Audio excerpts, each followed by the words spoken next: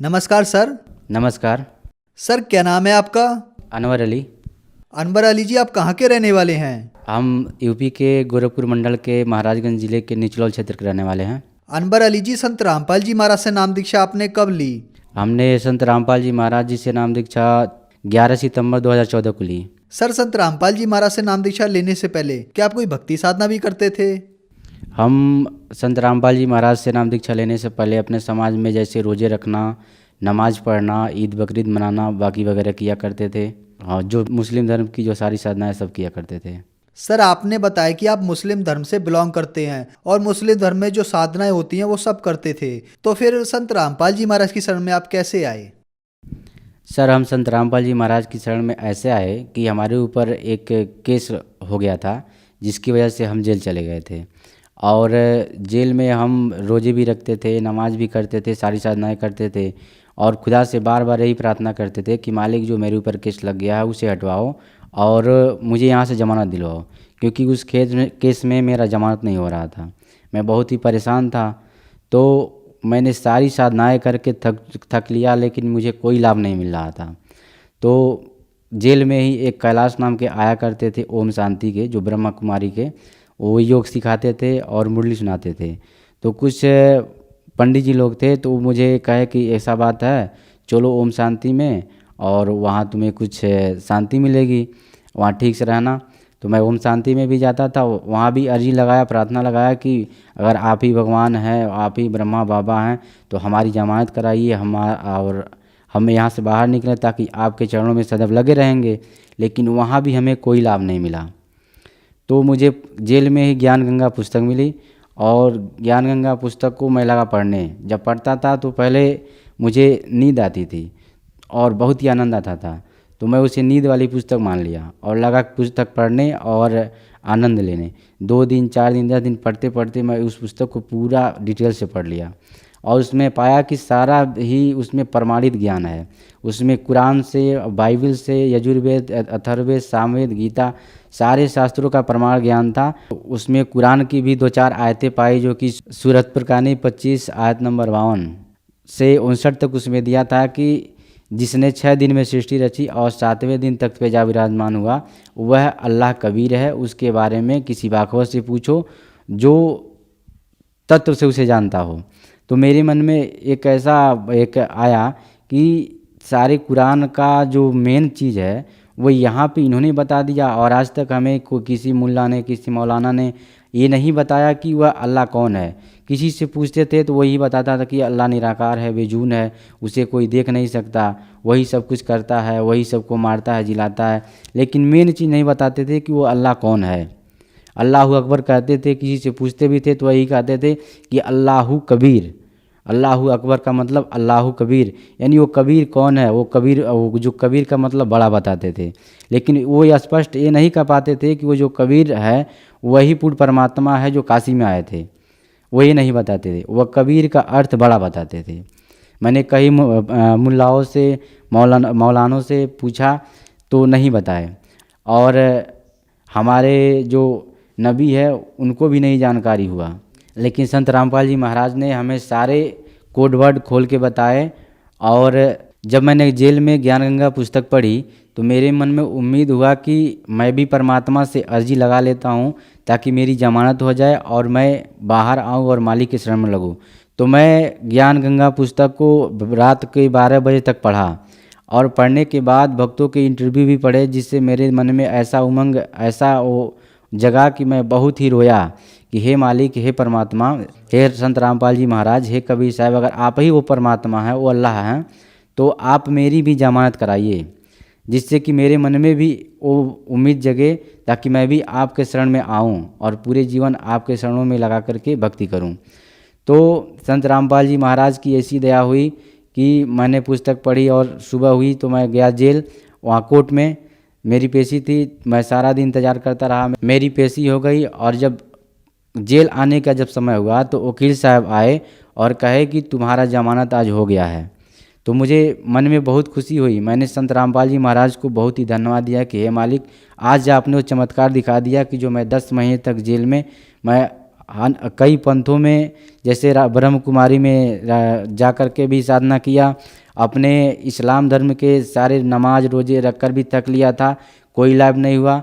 लेकिन एक हृदय से अर्जी लगाने से आज कबीर परमात्मा ने और अल्लाह अकबर ने मेरी अर्जी को सुनी। तो मैं बहुत ही मालिक का धन्यवाद दिया। और जब मैं जेल से बाहर आया फिर मैं संत रामपाल जी महाराज जी से नाम दीक्षा लिया। सर, आपने बताया कि आपको जेल में संत रामपाल जी महाराज की ज्ञान का पुस्तक मिली। वहां आपने संत रामपाल जी महाराज के ज्ञान को समझा। आपने मुस्लिम धर्म की कुरान शरीफ से उसको मिलाया और सही पाया। फिर आपने संत रामपाल जी महाराज से नाम दीक्षा ली। तो क्या संत रामपाल जी महाराज से नाम दीक्षा लेने के बाद आपको कोई लाभ भी प्राप्त हुए? जी भगत जी, हमें तो लाभ बहुत हुए जिनकी गिनती नहीं है। जब मैं संत रामपाल जी महाराज जी से नाम दीक्षा ले लिया तो मेरे चाचा जी की किडनी खराब थी। एक किडनी शो नहीं कर रही थी और एक जो किडनी थी वह काम नहीं कर रही थी। वह दवा करा के भी थक चुके थे। डॉक्टर ने कह दिया कि अब जाओ डायलिसिस कराओ, नहीं तो 1 महीने में मर जाओगे। तो हमारे चाचा बहुत हताश हो गए, बहुत रोने लगे। तो मैं चाचा जी के पास गया तो वो मुझे लगे रो रो के बताने। तो मैंने कहा कि आप रोइए मत, आप मेरे साथ चलिए। हरियाणा में एक संत है संत रामपाल जी महाराज, और संत रामपाल जी महाराज हैं, उनसे आपको दीक्षा दिलवाएंगे, दीक्षा आप ले लेंगे, आपकी बीमारी ठीक हो जाएगी। तो उन्होंने कहा कि क्या वो संत झाड़ फूँक भी करते हैं या फिर पैसा कितना लेते हैं? तो मैंने बताया कि वहाँ ना तो कोई झाड़ फूँक होता है, ना ही कोई पैसा लिया जाता है। वहाँ सिर्फ एक मंत्र बताई जाती है, मंत्र साधना बताई जाती है। आप वहाँ चलिए, वहाँ जाने से आपका बीमारी ठीक हो जाएगा। तो वो तैयार हो गए। मैं उनको लेकर के हरियाणा सतलोक आश्रम पहुँचा। जब वहाँ पहुँचा तो मालिक सत्संग कर रहे थे संत रामपाल जी महाराज। तो मैं वहाँ ले गया, ले जा कर के उनका फार्म भरवाया। तो उनके ऊपर 10-15 साल से प्रेत बाधा थी उनके ऊपर। तो वो जो प्रेत थी वह अंदर जाते ही वह रोने लगी, चिल्ला चिल्ला के रोने लगी। तो कुछ भगत थे आश्रम में, तो उन्होंने कहा कि क्या बात है भाई? तो मैंने कहा कि इनके ऊपर प्रेत बाधा, वही रो रही है। तो उन्होंने कहा कि इनको जल्द से ले चल के नाम दीक्षा दिला दो संत रामपाल जी महाराज जी से, और इनकी ये ठीक हो जाएगा प्रेत बाधा। तो मैं ले गया, फार्म भराया और संत रामपाल जी महाराज जी से अपने चाचा जी को दीक्षा दिलवा दिया। और दीक्षा लेने के बाद से ही वह जो प्रेत बाधा थी, जो रो रही थी, वो शांत हो गई। उनकी किडनी फेल होने से जो अंदर दर्द हो रहा था वो भी ठीक हो गया। डॉक्टर ने किडनी के बारे में ही बताया था कि एक किडनी शो नहीं कर रही है और जो दूसरी किडनी है वो काम भी नहीं कर रही है, और बिना डायलिसिस के ये जिंदा नहीं रह पाएंगे। लेकिन संत रामपाल जी महाराज जी से दीक्षा लेने के बाद उनकी सारी बीमारियां ठीक हो गई। शुगर भी ज़्यादा बढ़ गया था, वो भी कंट्रोल में आ गया बिना दवा खाए। और जो किडनी जो नहीं काम कर रही थी वो भी काम करना शुरू कर दिया, बिना डायलिसिस के ही स्वस्थ हो गए। चल नहीं पाते थे, अच्छे से चलने लगे, खेतों में मजदूरी धंधा भी करने लगे, साइकिल भी चलाने लगे। और भी हमारे साथ बहुत लाभ हुए, जो कि हमें पीठ में चोट लग गई थी, जो नाभि से जुड़ने वाली जो नस है उस पर चोट लग गई थी। मैं ठीक से चल नहीं पा रहा था, काम भी नहीं कर पा रहा था, घर पे कई दिन बेड रेस्ट किया। तो मैंने मालिक से, संत रामपाल जी महाराज जी से एक प्रार्थना लगाई कि हे मालिक, मेरे पीठ में नस पे ऐसे चोट लग गई है, मैं डॉक्टर से दिखाया, दवा भी लिया, फिर भी नहीं ठीक हो रहा है। तो उन्होंने हमें आदेश दिया ठीक हो जाएगा। मैं 2 दिन में ही वो ठीक हो गया। और एक लाभ और हुआ, मेरी पत्नी का जो बीपी है वह बहुत ही लो हो गया था, जो कि डॉक्टर बताते हैं कि बीपी प्रत्येक आदमी का 120/80 होना चाहिए। लेकिन उनका जो ब्लड प्रेशर था वह 80/30, कभी 60/20 हो जाता था। तो मैं डॉक्टरी प्रैक्टिस कर रहा था उस समय, अभी भी करता हूँ। तो मैं देख करके बहुत हैरान हो गया, कई डॉक्टर लोगों से भी दिखाया तो वो भी हैरान हो गए कि इतने में तो इसको मर जाना चाहिए, जीवित कैसी है। तो मैं मालिक से प्रार्थना लगाया संत रामपाल जी महाराज जी से, तो उन्होंने कहा कि ठीक हो जाएगा और चिंता मत करो। जो पत्नी का जो बीपी कम था वो मैनेज में आ गया, आज वो पूर्ण रूप से ठीक हैं। और संत रामपाल जी महाराज जी की कृपा से आज हम पूर्ण रूप से ठीक हैं, पूरे परिवार ठीक हैं। मैं मुस्लिम धर्म से होने से मैं पहले मांस मछली भी खाया करता था, तो बहुत ही खाने का आदी था। लेकिन जब से संत रामपाल जी महाराज जी का ज्ञान गंगा पुस्तक पढ़ा और उससे मुझे ज्ञान हुआ कि मांस मछली खाने वाला कितने नरक में जाता है, तब से मेरा हृदय एकदम पलट गया, मैं उधर देखता भी नहीं हूँ। सर, आप मुस्लिम धर्म से हैं और पहले आप मुस्लिम धर्म की सारी साधनाएं करते थे, तो ऐसा क्या ज्ञान दिखा आपको संत रामपाल जी महाराज की ज्ञानगंगा पुस्तक में या संत रामपाल जी महाराज में कि आप मुस्लिम धर्म की सारी साधनाएं छोड़कर संत रामपाल जी महाराज की बताई हुई भक्ति साधना करने लगे? सर मुझे ये चीज़ ये मिला कि आज तक जितने हमारे समाज के मुस्लिम धर्म के मौलाना साहब हैं, चाहे मुल्ला साहब हैं, काजी साहब हैं, उन्होंने इतना ही बताया कि कुरान को सिर्फ पढ़िए, उसकी जो अरबी लैंग्वेज है सिर्फ उसको पढ़िए, समझाते नहीं है, बताते नहीं है कि इसका अर्थ क्या है, मतलब क्या है, वो अल्लाह कौन है, उसकी पाने की विधि क्या है, कैसे मिलेगा। वो इतना ही बताते हैं कि वो जो खुदा है बेजून है, निराकार है, उसे कोई देख नहीं सकता और वही सब कुछ करता है, धरता है, सबको मारता है। लेकिन संत रामपाल जी महाराज ने ज्ञान गंगा पुस्तक में, जीने की राह पुस्तक में, सारी जितनी पुस्तकें हैं सब में उन्होंने खोल खोल के बता दिया कि कुरान शरीफ के सूरा 25 आयत नंबर 52 से 59 में, सूरत फुरकानी में, उसमें साफ साफ लिखा है कि जिसने 6 दिन में सृष्टि रची और 7वें दिन तक पे जा विराजमान हुआ, वह अल्लाह कबीर है, उसकी खबर किसी बाखबर से पूछ देखो। और मैंने कई मुल्लाओं से पूछा कि ये बाखबर कौन होता है, इसका मतलब क्या होता है, तो वो ये नहीं बता पाते बाखबर कौन होता है। तो मुझे संत रामपाल जी महाराज से ज्ञान हुआ कि वो बाखबर वो होता है जिसे सारी भाषाओं का ज्ञान हो, जिसे सारे वेदों का, सारे ग्रंथों का ज्ञान हो, जो सब कुछ खरा खरा खोल के बता दे वो परमात्मा कौन है, अल्लाह कौन है, खुदा कौन है, उसके बारे में सब कुछ बता दे, वही बाखबर होता है। तो मैंने कई मौलानों से पूछा, काजियों से पूछा कि वो बाखबर आप हैं या फिर कोई और है, उससे मुझे मिलाइए, मुझे अल्लाह के बारे में जानकारी चाहिए। तो किसी ने नहीं बताया। वो सिर्फ अरबी भाषा का वो ज्ञान रखते हैं। वो यही मानते हैं कि जो अरबी पढ़ना जानता है वही मुसलमान है, जो नहीं पढ़ पाता वो नहीं है, वो इतना ही जानते हैं। तो मुझे संत रामपाल जी महाराज से ये ज्ञान हुआ और मैंने कुरान शरीफ को ये भी पढ़ा, उसमें सूरा 42 में आयत नंबर 1 जो है हामीम ऐन सिनकाब, जो कोड वर्ड है उस पूर्ण परमात्मा के पाने का, जाप करने का, जो कि वह तत्वदर्शी संत ही बताता है, इसके बारे में भी जानकारी हुआ। हमने कई मुल्लाओं काजियों से पूछा तो इसके बारे में उनको बेहद रूप से जानकारी नहीं थी। उन्होंने ही बताया कि हमारे नबी को इसके बारे में नहीं पता है तो हम कैसे बताएं। कई लोगों ने इधर उधर की बातें कह के भरमाए। फिर हमने ये भी पूछा कि ये बताइए वो खुदा कैसा है, साकार है कि निराकार है, वही बताएं कि वो जो खुदा है वह निराकार है। मैंने कहा कि कुरान शरीफ में यह सूरा 25 में, सूरत फुरकानी में, यह आयत नंबर 52-59 में जो दिया है कि जिसने 6 दिन में सृष्टि रची और 7वें दिन तखत पे जा विराजमान हुआ, तो विराजमान होने वाला तो साकार होगा, जो विराजमान हो रहा है राजा के समान। जैसे हम लोग पढ़ते थे कि दिल्ली के तखत पे सिकंदर लोधी का तखत पे विराजमान हुआ, तो वैसे जब वो तखत पे विराजमान है तो वो भी तो राजा के समान होगा। तो कौन है, तो वो इस बात को इधर उधर की बातें करके भटका देते थे। तो फिर हम संत रामपाल जी महाराज की पुस्तकें पढ़ी, धरती पर अवतार, उसमें और सारी ज्ञान हमको मिला, जिसमें दरूद शरीफ के बारे में मिला, फिर कलमे के बारे में मिला, उसमें भी अल्लाह कबीर के बारे में जिक्र है जो कि उसमें बताया गया है। कई जगह कुरान शरीफ में अल्लाह कबीर के बारे में जिक्र है, उसमें कबीर साहब का नाम कबीरू, कबीरन, खबीरन नाम से उसमें जिक्र है। लेकिन हमारे जो मौलाना साहब हैं, जो काजी साहब हैं, वो लोग कबीर का अर्थ बड़ा बता देते हैं कि वो कबीर जो है, कबीर का मतलब बड़ा होता है और वो अल्लाह जो कबीर है वो बड़ा भगवान है।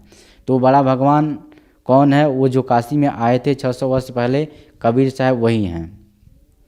और मैं अपने मुस्लिम समाज को बस यही संदेश दूंगा कि आप सभी कुरान शरीफ को अच्छे से पढ़िए और ज्ञान गंगा पुस्तक संत रामपाल जी महाराज का, जो कि डेली शाम को सत्संग आता है साधना पे, उस पे नीचे पट्टी आती है। इन किसी भी नंबर पे अपना नाम, पता और मोबाइल नंबर अगर सेंड करते हैं तो ज्ञान गंगा पुस्तक, जीने की राह की कोई भी पुस्तक जो भी चूज करके आप नाम डालते हैं तो वह फ्री में आती है। इस पुस्तक को मंगाइए और पढ़िए और संत रामपाल जी महाराज के शरण में आइए और दीक्षा लीजिए और दीक्षा लेके अपना कल्याण करवाइए। सर, आपने बताया कि पहले आप मुस्लिम धर्म की सारी साधनाएं करते थे, रोजे रखते थे, नमाज पढ़ते थे। उसको छोड़कर फिर आप संत रामपाल जी महाराज की शरण में आए और संत रामपाल जी महाराज की बताई हुई भक्ति साधना आपने की, जिससे आपको बहुत सारे लाभ प्राप्त हुए। तो क्या संत रामपाल जी महाराज की शरण में आने के बाद आप मुस्लिम से हिंदू बन गए? नहीं सर, यहाँ पे जाति पात का कोई झगड़ा नहीं है, क्योंकि संत रामपाल जी महाराज का सिर्फ एक ही नारा है, जीव हमारी जाति है, मानव धर्म हमारा, हिंदू मुस्लिम सिख ईसाई धर्म नहीं कोई न्यारा। यहाँ पे जब कोई मुस्लिम बंदा आता है, नाम दीक्षा लेता है, तो समाज यही समझता है कि ये हिंदू हो गया और कोई हिंदू बंदा आता है, नाम दीक्षा लेता है, तो हिंदू समाज समझता है कि मुस्लिम हो गया। तो यहाँ जाति पाति का कोई झगड़ा नहीं है। मालिक ये जो संत रामपाल जी महाराज हैं, सिर्फ इतना बताते हैं जो यथार्थ साधना है।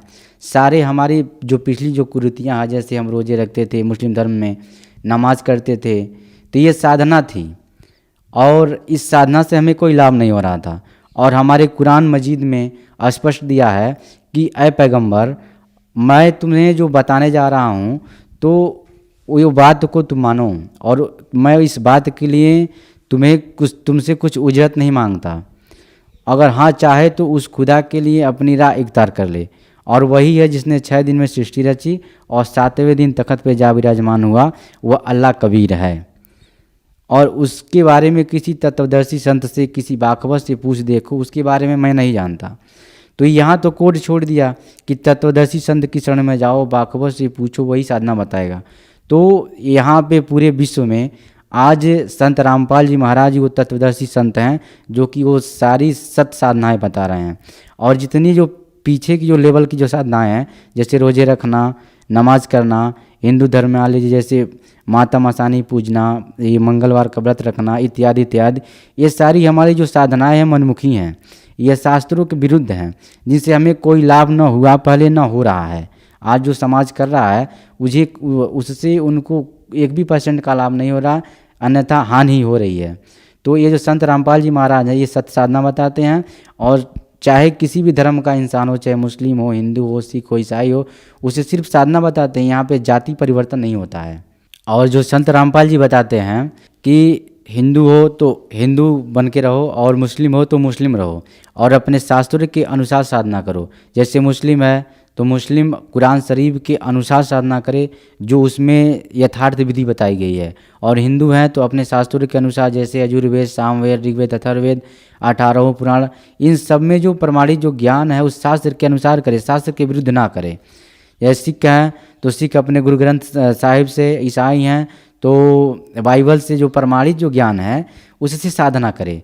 और संत रामपाल जी महाराज ने इन सभी ग्रंथों को टटोल करके जो मेन यथार्थ भक्ति है, इन सब को वही बताते हैं। जैसे मैं आज मुस्लिम धर्म से हूँ, आज मैं संत रामपाल जी महाराज से जुड़ा हूँ, तो मैं कुरान के हिसाब से ही साधना कर रहा हूँ, अन्यथा न कि मैं किसी और ग्रंथ से या फिर और किसी विधि से साधना करता हूँ।